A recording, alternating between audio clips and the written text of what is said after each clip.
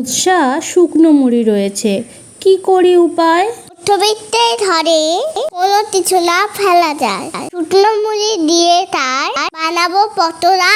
লোকে কিন্তু বলে তুই বানাতে পারিস শুধুই বড়া। এখন না তেমন বানা, খেয়ে দেখবে স্বাদে তার তুলনা নাই। শুকনো মুড়ির মধ্যে আমি আল বাটা দিয়েছি, পরে পেঁয়াজ, লঙ্কা, গাজর, টমেটো, লবণ, হলুদ, কালো জিরা দিয়ে ভালো করে মেখে নিয়েছি।